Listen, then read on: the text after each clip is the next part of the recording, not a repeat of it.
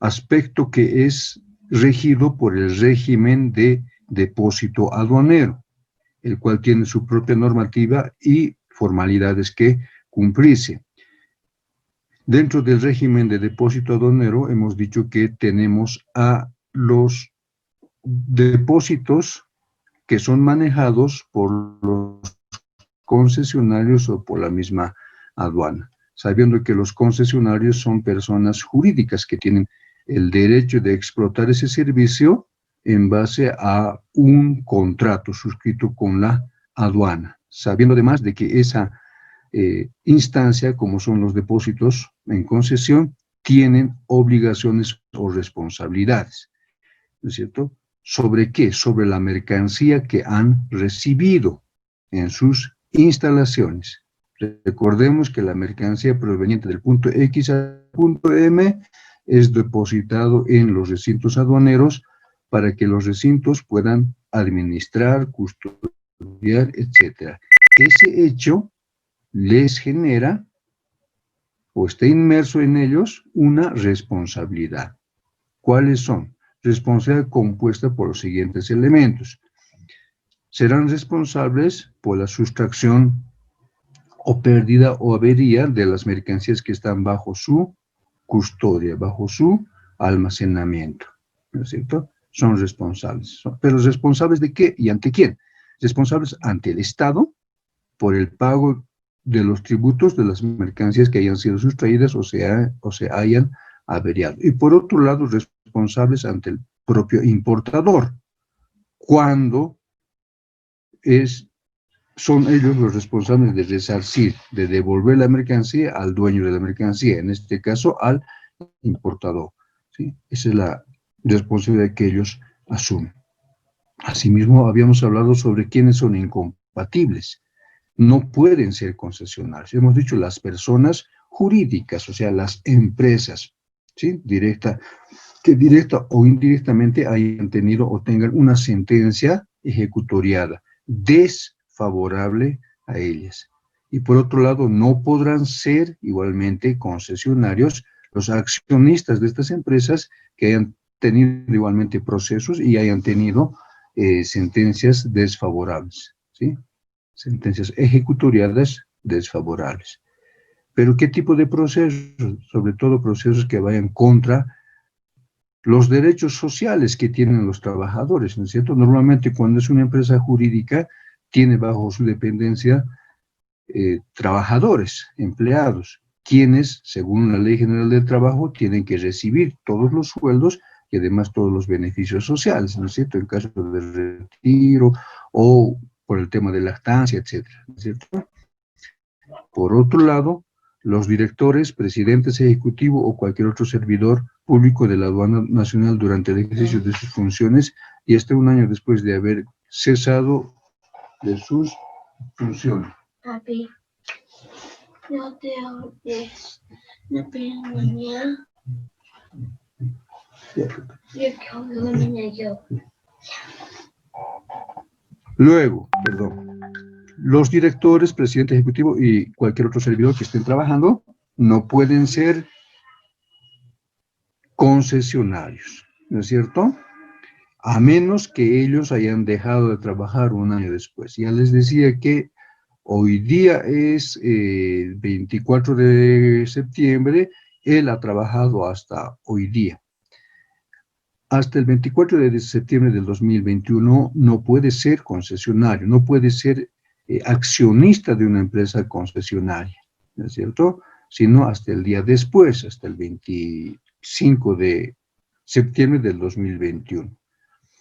¿Por qué? Porque hay incompatibilidad. Se convertiría, hemos dicho, en juez y parte, ¿no es cierto? Habíamos dicho de que, ¿cómo es que sucedería aquello?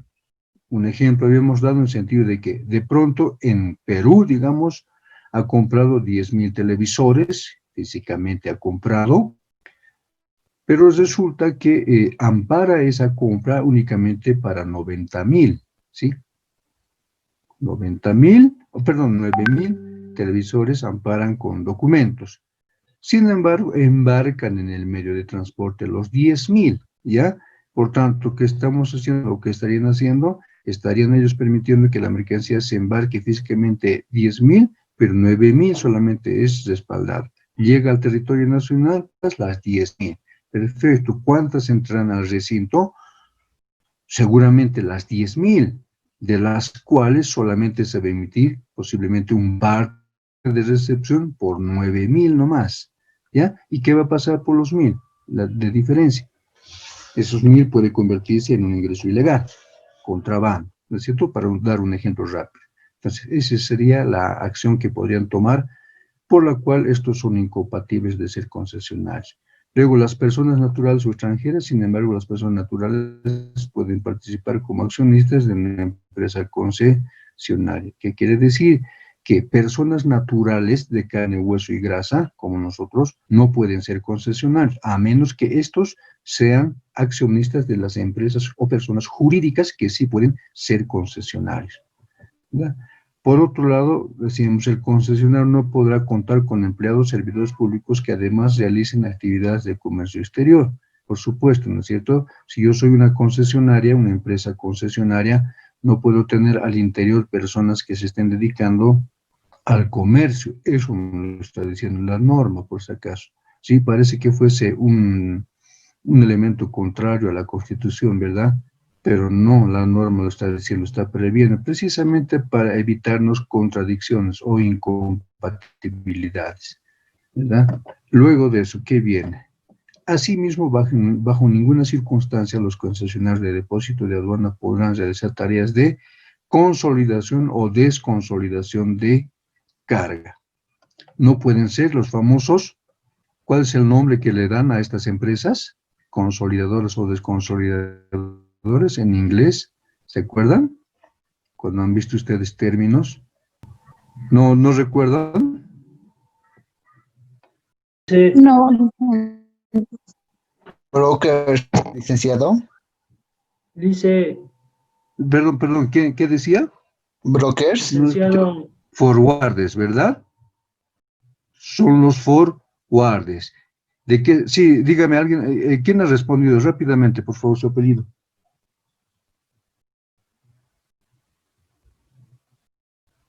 Hola, Copari, licenciado. compadre. ¿Y alguien más estaba respondiendo, por favor?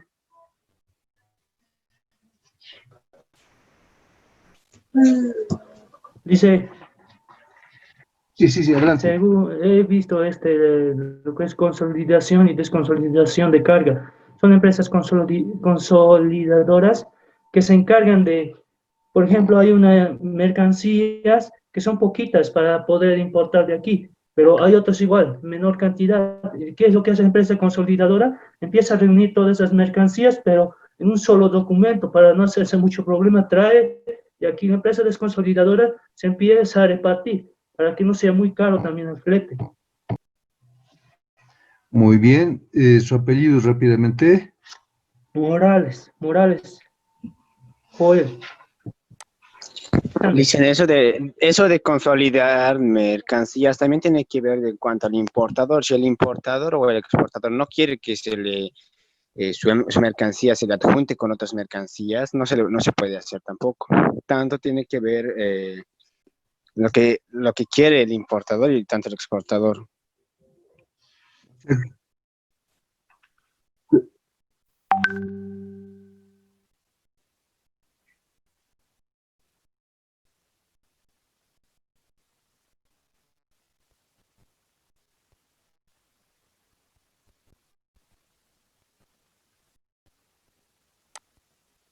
Correcto, muy bien. Esta empresa, gracias, François, el anterior joven, ¿quién era, perdón?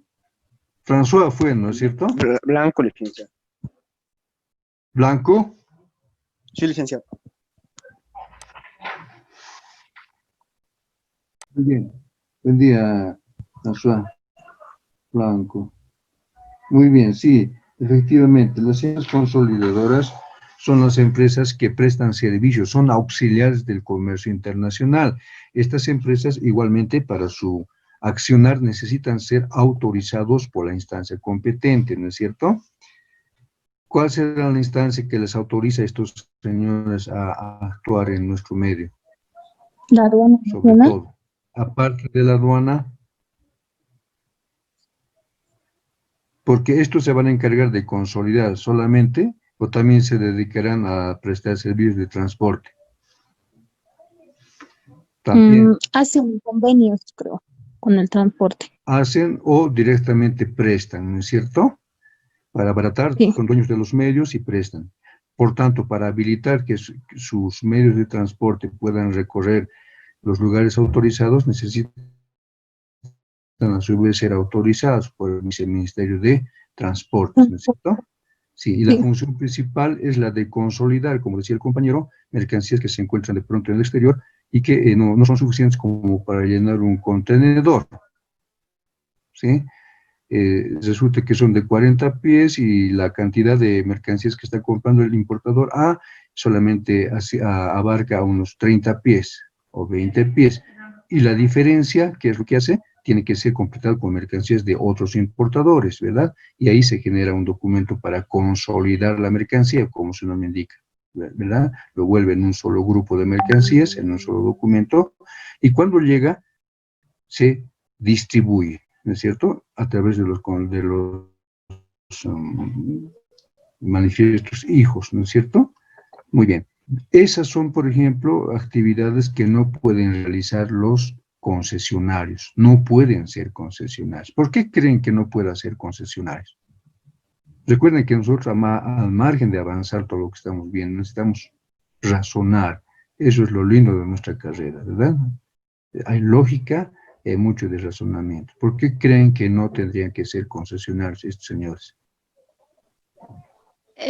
Licenciado, porque ellos realizan operaciones de comercio exterior, lo que indica que no pueden, por esa razón no pueden ser concesionarios.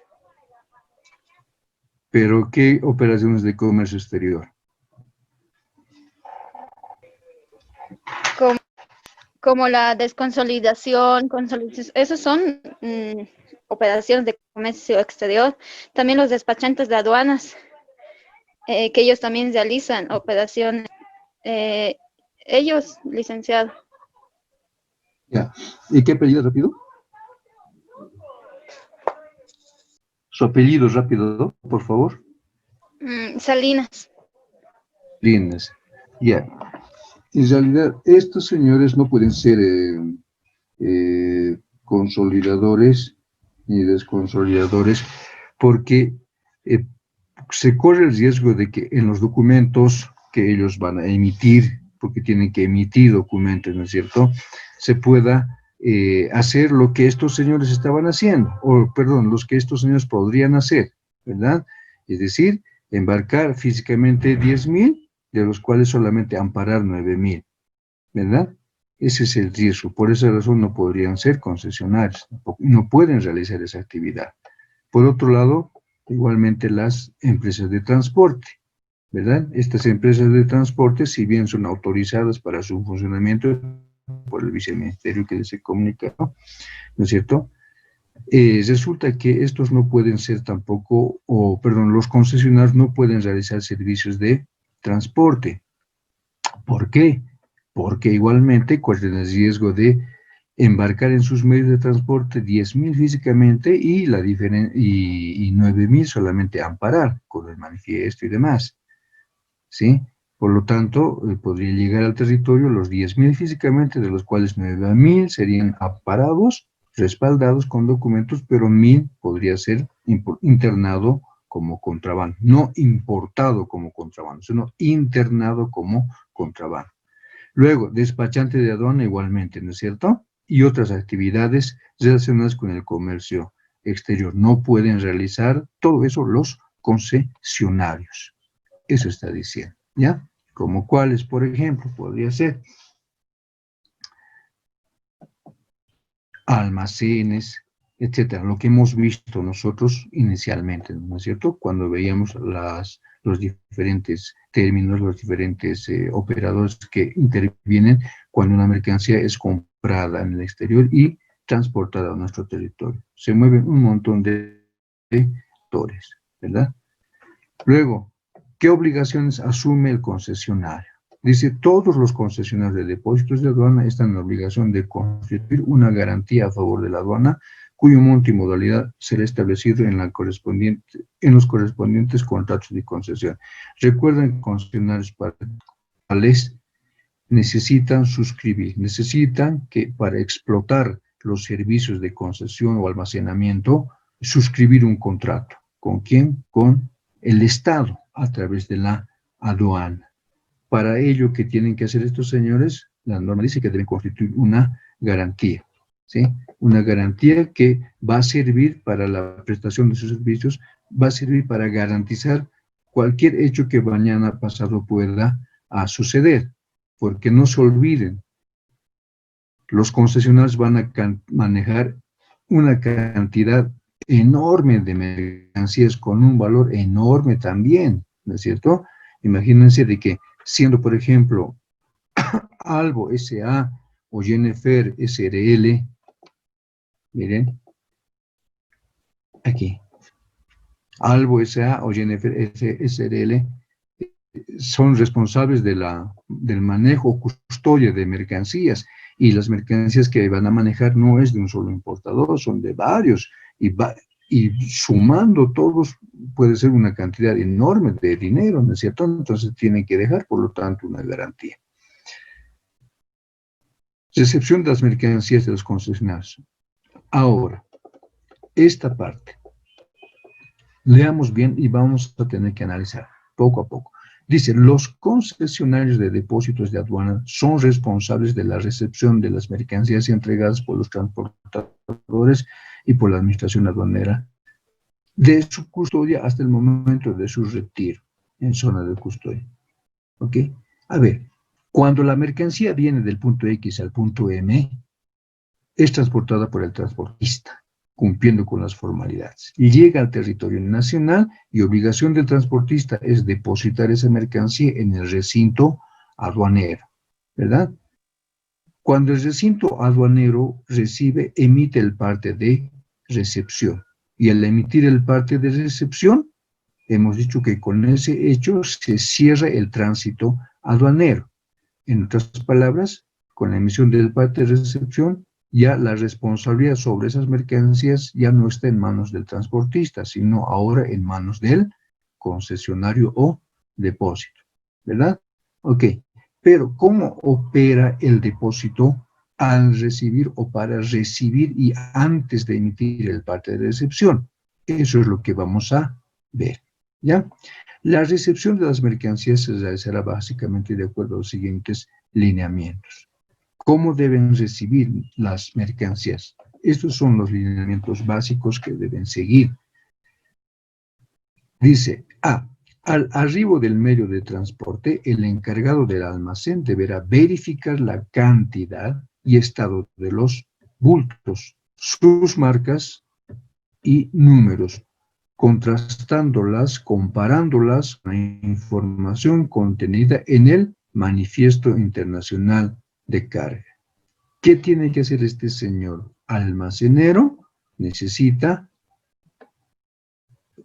verificar esa mercancía que han descargado, necesitan verificar acá, perdón, la cantidad. Primero la cantidad. ¿Cuántos son? ¿Qué cantidad de mercancía estás dejando? Lo que hacemos, ¿no es cierto? Lógica, ¿verdad? Y luego tendrá que ver, por supuesto, al verificar el estado de los bultos. Verá si están en buen estado, etcétera. Tendrá que hacer constar, tendrá que verificar.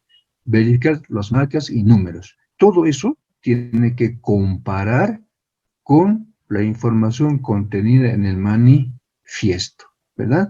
En el manifiesto dice, son 10,000 televisores Sony LED de 40. Ok, él cuando esté recibiendo, el concesionario, uno por uno tendrá que contar o verificar la cantidad, perdón, ¿verdad? 1, 2, 3, etcétera, y al mismo tiempo verificar el estado de los bultos, ¿sí? No se olviden que la mercancía está viniendo paletizada, etcétera, ¿no es cierto? Tiene que revisar todo aquello. Y todo eso tiene que comparar con lo que dice el manifiesto, ¿verdad? dice en el manifiesto tantos bultos, etcétera, tiene que comparar. ¿Ok? Pregunta, ¿por qué será que tiene que comparar con el manifiesto y no con la factura o con el documento de embarque? Lo que recibe, compara con lo que está escrito. ¿Dónde? En el manifiesto. Ok, la pregunta, ¿por qué tiene que comparar con el manifiesto y no con la factura o con el embarque, documento de embarque? Dice, tal vez Según mi porque opinión, en el... Porque tiene Seguimos, que... Alexander. ¿Cómo? según mi opinión, ¿Qué es decía que el el joven? manifiesto de carga ha ido por tránsito y para que llegue significa que el documento de embarque ya ha pasado su plazo y también el otro, la factura comercial. Manifiestos de carga ya tienen información actualizada y con eso tiene que verificar, porque si verifica con un documento de embarque, eso ya ha pasado su plazo. Lice, Dígame, por favor. ¿Quién era el joven? yo pienso que se verifica con el manifiesto porque ahí viene la cantidad de bultos, el peso del camión y el detalle de la mercadería.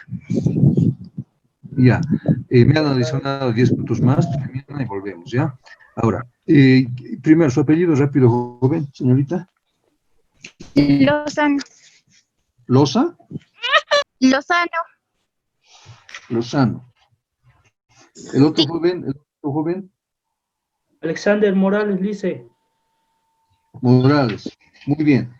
A ver, rápido. También porque el transportista ha recibido la mercancía y él ha verificado cuánto de mercancía está trayendo. Correcto. Y ya, pero ¿por qué en el manifiesto? Porque también ha recibido con el documento de embarque, ¿no es cierto? Sí. Su apellido rápidamente. Hizo Yomar. Apellido.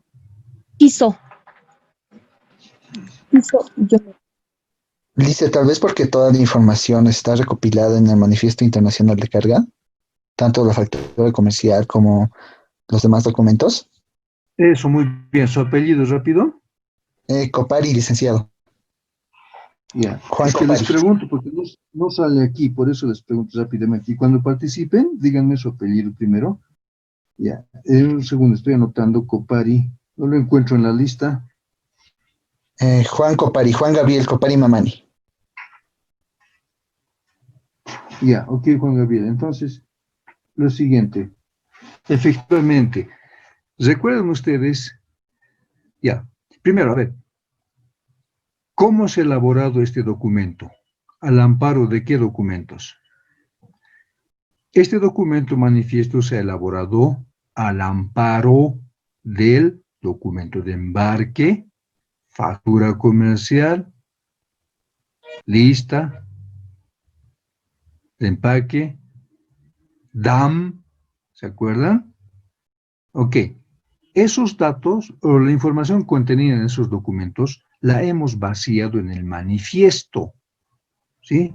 ¿Por qué en el manifiesto? Bien, porque con este documento la mercancía va a ser transportada legalmente del punto X al punto M, ¿sí? En otras palabras, cuando la mercancía esté siendo transportada del punto X al punto M, las aduanas que controlen, todas las aduanas que controlen, van a echar no a la factura, no al documento de embarque, sino al manifiesto, porque este documento llamado manifiesto es el que va a respaldar el tránsito de la mercancía, ¿verdad? Entonces, como ha sido emitido este documento al amparo de esos otros documentos y siendo el objetivo de este otro respaldar el tránsito de mercancía, con este documento tienen que llegar al destino, ¿sí?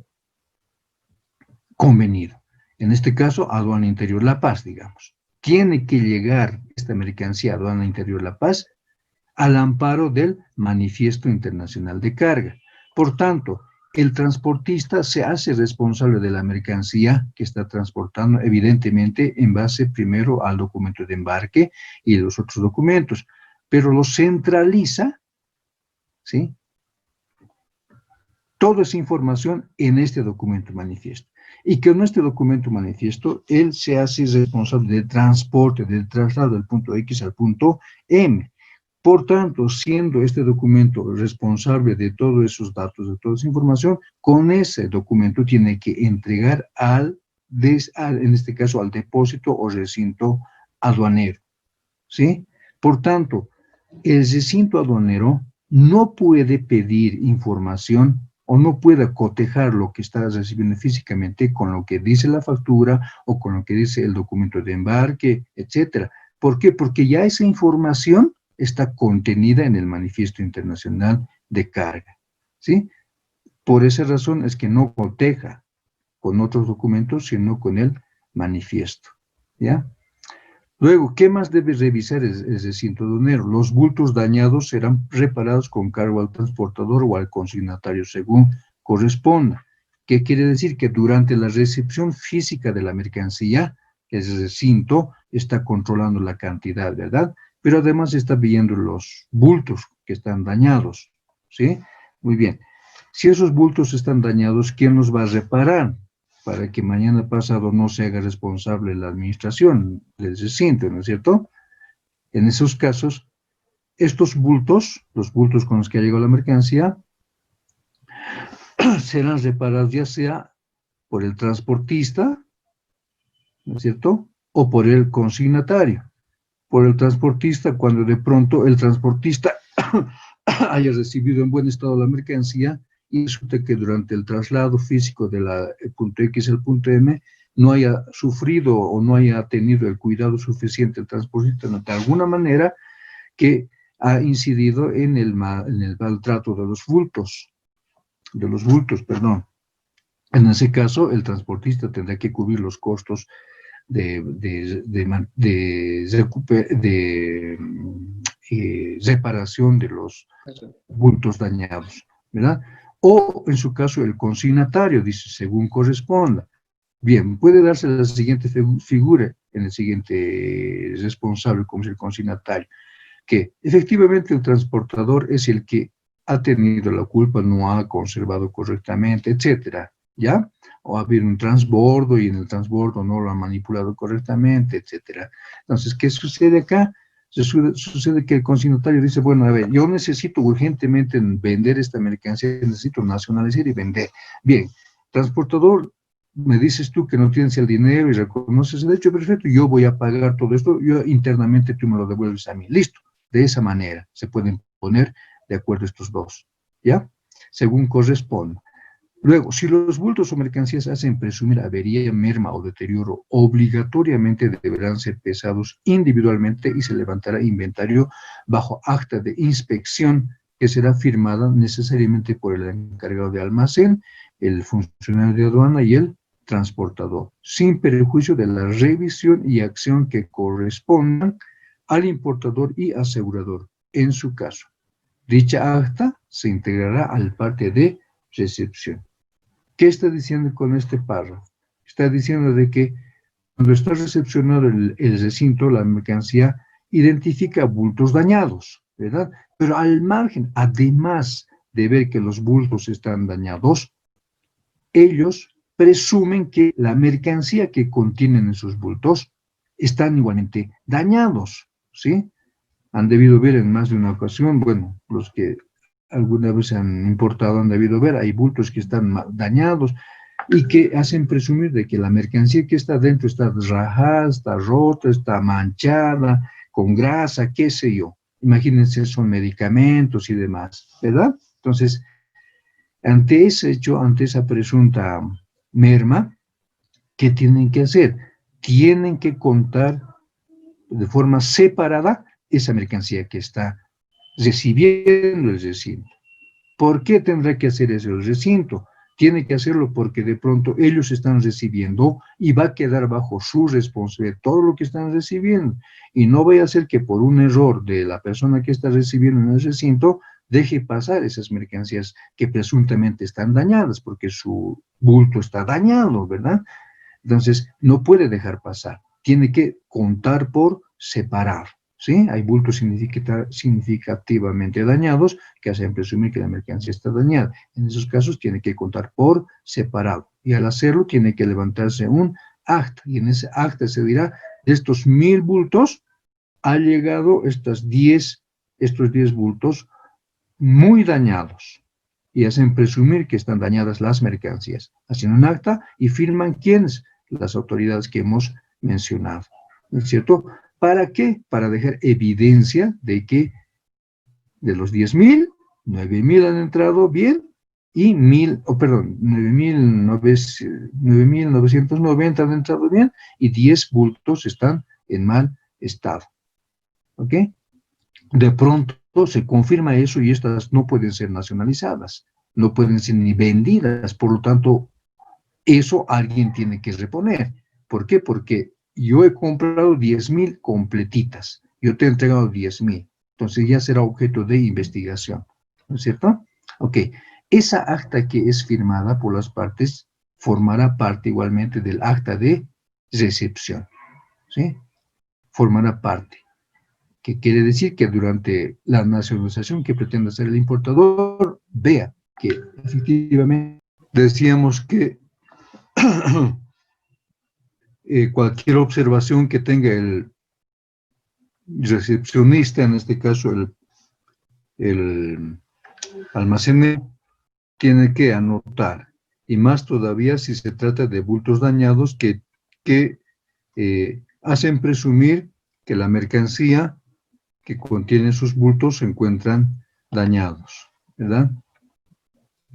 De todo eso tienen que levantar un acta, y esa acta firmada por las personas que hemos mencionado, ¿verdad? Asimismo, terminado el proceso de recepción de las mercancías, el total de los bultos recibidos serán ingresados previa comprobación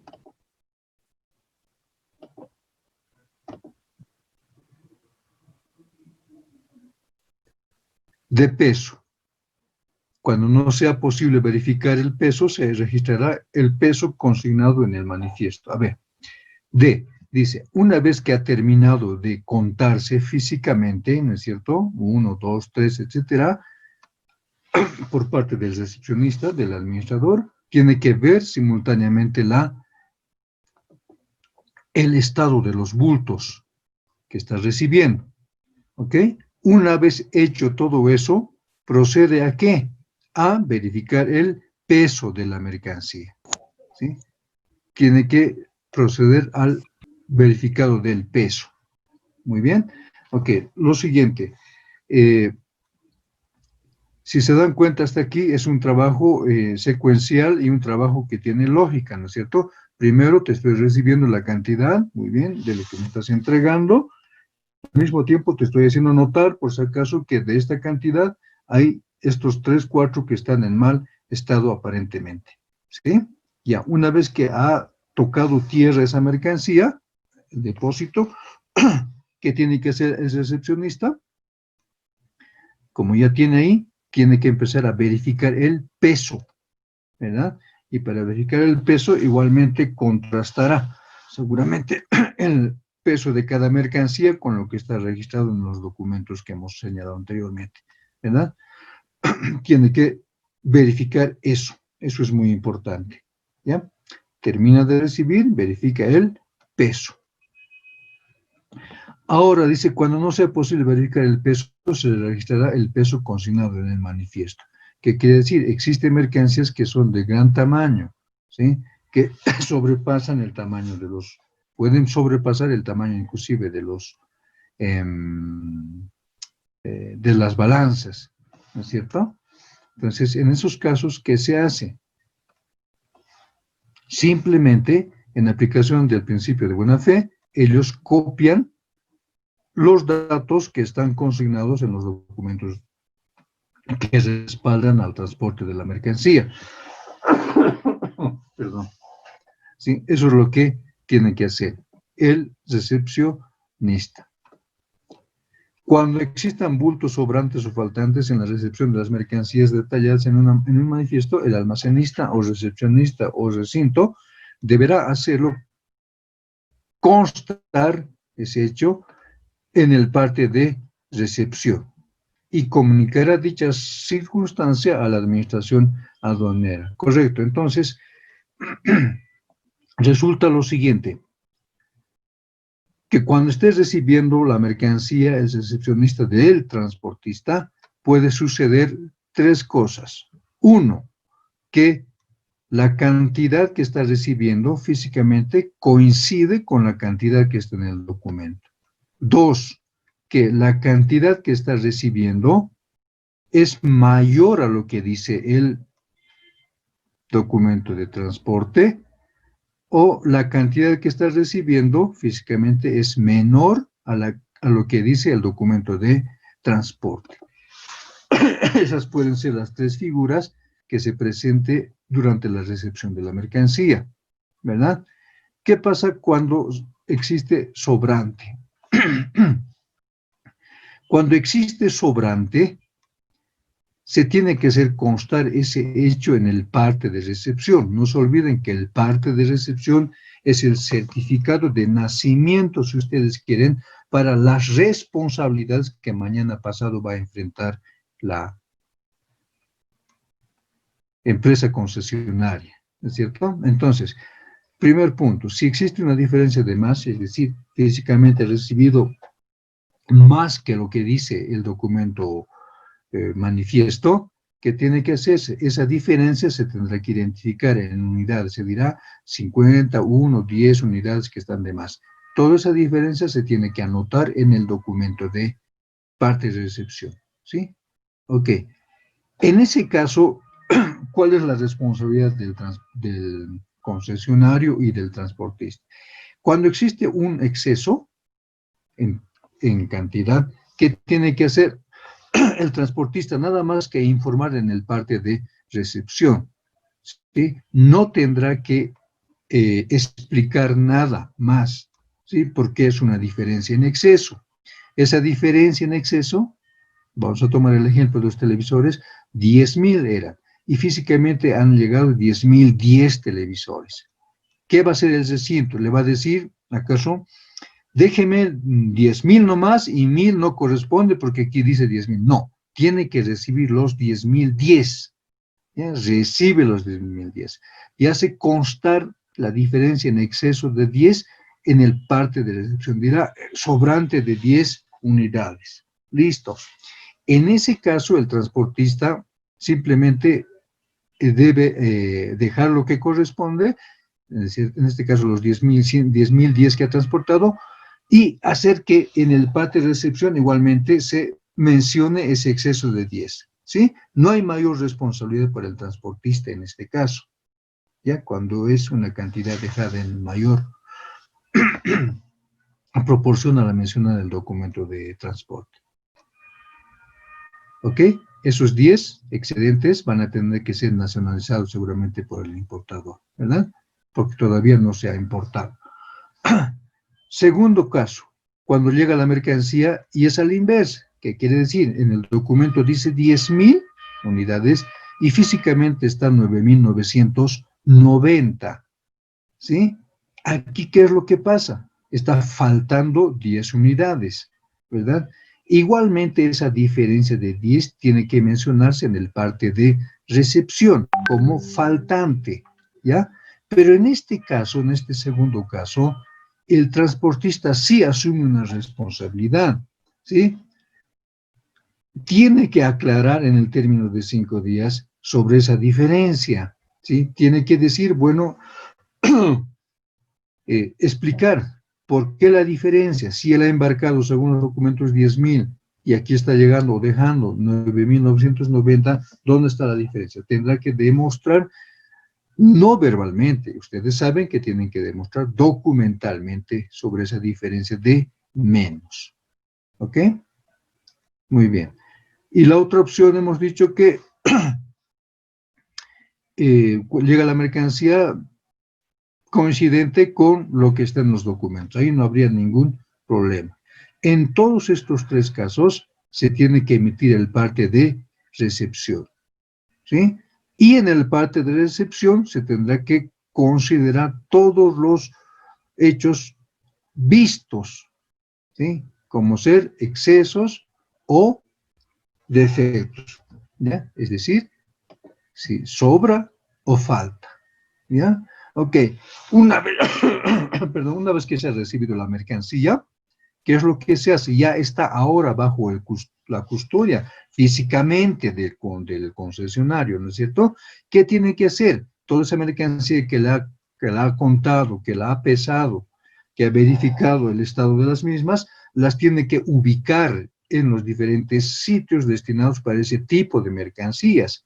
Y ese acto se llama zonificación de la mercancía, ¿ya? Se coloca la mercancía no donde sea, hay lugares especiales, ¿sí? Hay mercancías como medicamentos, ya les decía, otro tipo de mercancías como fierros, qué sé yo, hay, hay otro tipo de mercancías que requieren de mayor cuidado, ¿no es cierto? A ese hecho se llama, perdón, zonificación, llevar la mercancía a los diferentes lugares destinados para ese tipo de mercancía. Una vez hecho eso, ya con la zonificación incluida, prácticamente está bajo las manos de la agencia, de la administración de depósito, esas mercancías, ¿verdad? Hecho eso, lo que hace finalmente el sujeto recepcionista, en este caso el concesionario, es emitir este documento llamado parte de recepción, ¿sí? Ok, estamos viendo la parte teórica de esto. Cuando estemos viendo los documentos y ejercicios, ahí vamos a vaciar toda esta teoría, ¿ya? Por tanto, una vez que emite el parte de recepción, el recepcionista, el recinto, decimos que este parte de recepción no es nada más que el único documento que acredita la entrega y recepción de la mercancía en el depósito de dinero para fines legales consiguientes, ¿sí? No hay otro documento más que respalde la recepción y custodia de las mercancías que el parte de recepción, ¿sí? Por si acaso. Ya este dato lo reconoce nuestra norma inclusive. Esta previsión incluye las mercancías ingresadas a territorio nacional en el modo de transporte, productos, cargos en función de las normas, procedimientos que fije la aduana. El parte de recepción, jóvenes, es el único documento, puede ser examen de pregunta de examen. Su emisión deberá efectuarse por medios informáticos conforme a los procedimientos operativos establecidos por la aduana, incluyendo el formato, contenido y número de ejemplares debiendo entregarse una copia al transportador, ¿sí? La estructura del parte de recepción está compuesto por campos igualmente, donde se menciona quién entrega, dónde es el lugar donde se ha depositado finalmente o el galpón donde se encuentra. Contiene además la descripción de la mercancía, ¿no es cierto? Así como las diferencias en sobrantes, faltantes y observaciones, ¿ya? Esto que es teoría, algo que ustedes ya lo han debido ver, nosotros lo vamos a volver a ver con los ejercicios, ¿sí? Ok, ahora, el almacenero, recinto o recepcionista de la mercancía no lo hace gratis, ¿sí? Tiene que cobrar, ¿verdad? Pero cobra de la siguiente manera. El recinto cobra por almacenaje. Estos importes pueden variar, ya según lo que hagan conocer a la aduana y la aduana los vaya a poner en consideración. El recinto cobra por almacenaje, por el hecho de almacenar la mercancía a partir del 6º día. ¿Cuánto? $1.15 por tonelada cada 15 días. Es decir, los primeros 5 días no estaría cobrando nada por el tema de almacenaje, ¿sí? Nosotros para los ejercicios vamos a tomar en cuenta estos datos, ¿ya? Ok, 1.15 por cada tonelada de mercancía que estamos almacenando. Sabiendo de qué vamos a cobrar, o en todo caso va a cobrar el recinto a partir del 6º día, ¿no? Obviamente, del 1º al 5º día no cobra nada por el tema de almacenaje. Por otro lado, cobrará el almacenero o el recinto por servicio logístico. ¿Cuánto cobra? El 0,49% sobre el valor CIF, ¿sí? Si tenemos nosotros un valor de $200,000, CIF por 49%,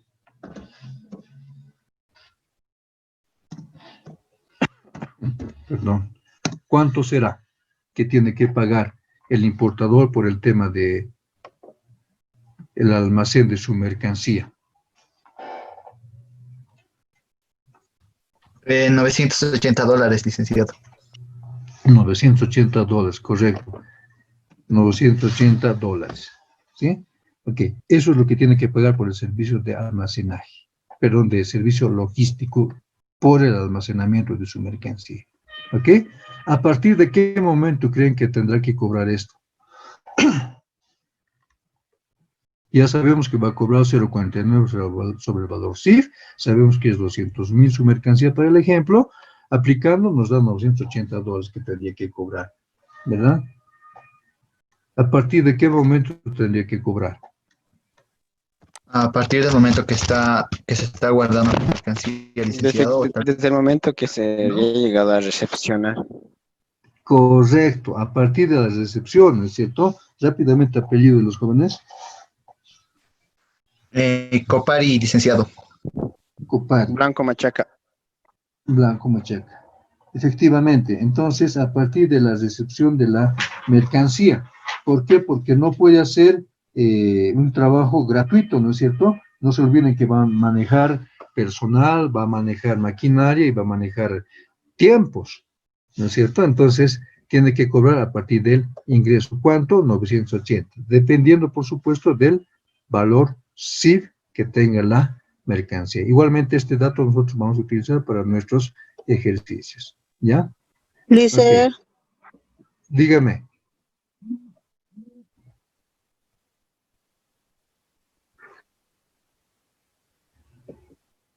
Por 15 días de almacenaje cobran 1.15 por tonelada. Eso está diciendo. dice, sí. Cuando entregan, digamos, el transportista los documentos ya de la mercancía, ¿ahí también iniciaría el tema de pagar? ¿O es que siempre tiene que recepcionar ya la mercancía? Ya. Correcto. Dice, cuando el transportista deja los documentos al recinto y a partir de ese momento cobra el servicio logístico, ¿a eso se refiere con su pregunta? Sí.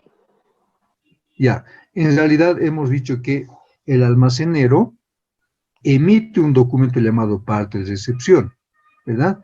Cuando recibe esta mercancía y está bajo su custodia, inmediatamente este señor, al hacer todo eso, al recibir, al pesar, al contar, etcétera, etcétera, ya está prestando sus servicios, ¿no es cierto? Por tanto, por esos servicios, ¿qué es lo que va a hacer? Va a tener que cobrar cuánto este porcentaje, que es diferente al servicio de almacenamiento o custodia propiamente, ¿sí? No se olvide que cuando esté recibiendo, ¿qué está haciendo el concesionario? Está invirtiendo tiempo, está invirtiendo recursos humanos, recursos materiales para recibir esa mercancía. Está prestando un servicio logístico durante la recepción de la mercancía. Por consiguiente, aplicará este porcentaje a partir de ese momento. ¿Está bien? Es diferente al almacenaje. Es decir, el almacenaje será computado para efectos de costos a partir del 6º día. ¿Está bien? Sí, Lice, gracias. Ok. Con todo eso, la norma reconoce diferentes tipos de depósitos, así como plazos que se concede a esa mercancía que ingresa a los recintos, ¿sí? Bueno, esto es una parte de un recinto o de un almacén. Sabemos que los almacenes están perfectamente delimitados, como hemos visto inicialmente, ¿no es cierto? Cuando hemos empezado a ver el tema de depósito. Entonces, la mercancía, dice, la Aduana Nacional estableció las siguientes modalidades de depósito aduanero que se encuentran bajo el control aduanero y los plazos. En realidad, la que establece todo esto es en coordinación con el Ministerio de Cabeza, ¿no es cierto? Con la autoridad de cabeza, en este caso, el Ministerio de Economía y Finanzas, ¿no es cierto? Tiene conocimiento de todo esto y en coordinación con la aduana a través del directorio y demás personal jerárquico establecen estos tipos de depósitos y plazos de permanencia de mercancía en tales depósitos. Entonces, se establecen 3 tipos: depósitos temporales, transitorios y depósitos especiales. Son los 3 tipos de mercancías que se depositan en los recintos aduaneros. 3 tipos de depósitos donde se reciben las mercancías en los recintos, ¿sí? Alberés. Primer depósito, depósito temporal. Se refiere a que las mercancías podrán permanecer en dicho depósito por el plazo de 60 días máximo, 60 días calendario. Utilizando el servicio de SICOIN, ustedes han debido escuchar ya, el sistema de control de inventarios que estará en el manifiesto y está a cargo del concesionario. A ver, el depósito temporal es una prestación, es un tipo de depósito donde el recinto aduanero presta sus servicios para recepcionar la mercancía en su interior por el término máximo de 60 días calendario. ¿Sí? Es decir, llega del territorio extranjero, recibe el recinto, emite el parte de recepción, y si es para depósito temporal, esa mercancía podrá permanecer en los recintos aduaneros, en estos recintos, por un plazo máximo de 60 días. ¿Pero qué días? ¿Días hábiles o calendario? Días calendario, en otras palabras, días corridos, ¿verdad?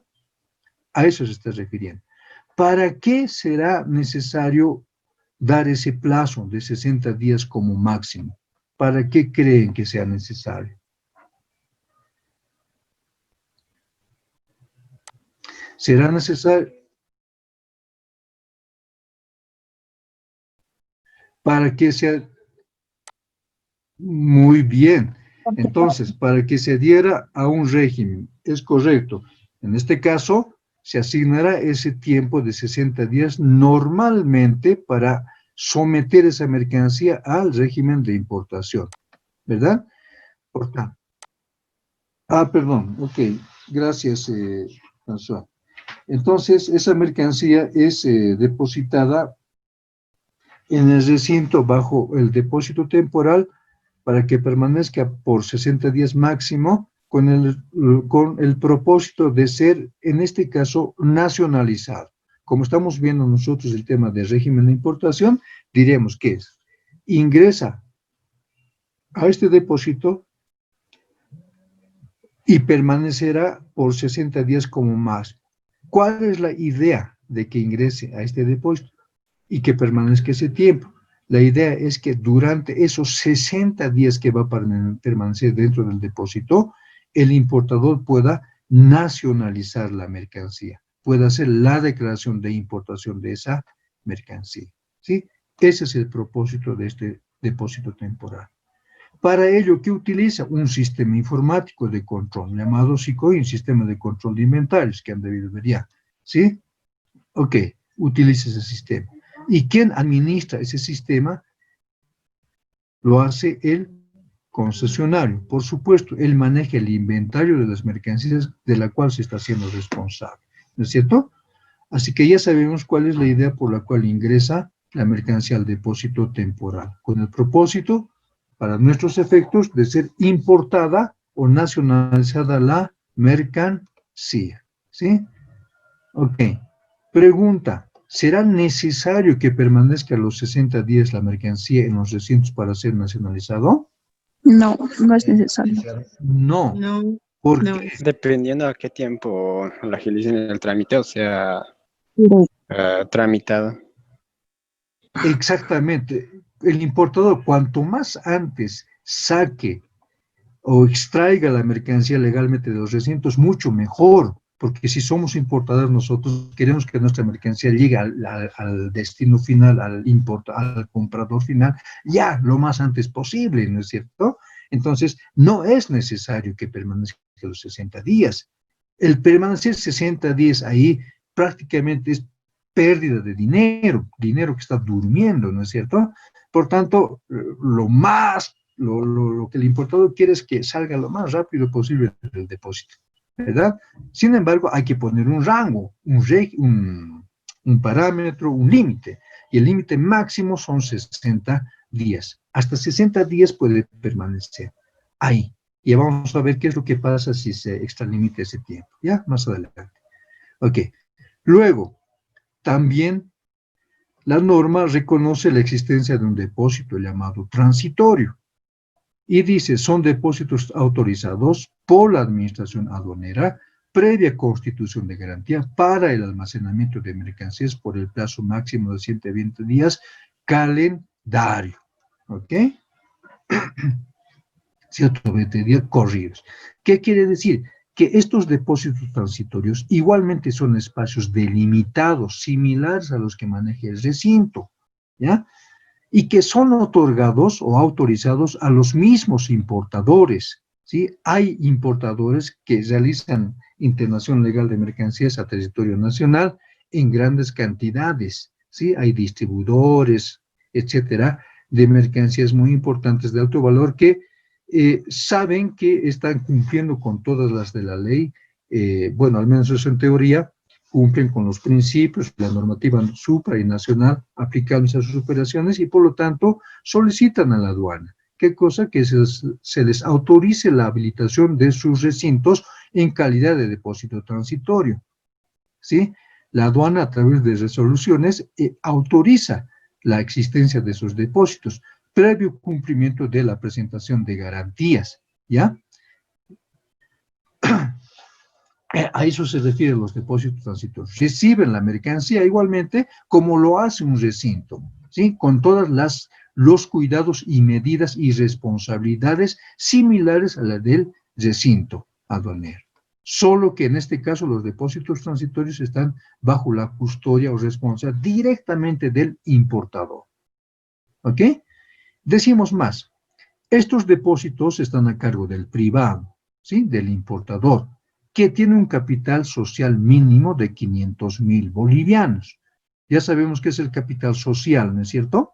Ustedes ya han visto contabilidad, ¿verdad? Muy bien, entonces es el capital social de 500.000 que le va a facultar, se termina en 10 minutos, por favor, jóvenes, y hasta donde quedemos damos el examen el lunes, ¿ya? Entonces, este depósito transitorio está a cargo de privados, y este privado debe cumplir con esta característica de que su capital social sea de 500.000 bolivianos, y además que debe tener como mínimo 3 importadores al año, y debe presentar una garantía del 100% de tributos de importación.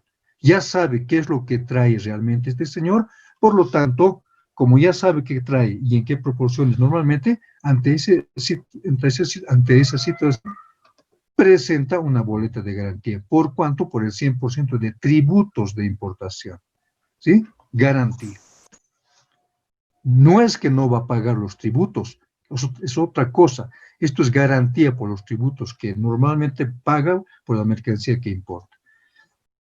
Luego, además, dice, otra característica, debe tener cámaras de seguridad con acceso a la aduana, sistematizado con la aduana. ¿Qué quiere decir?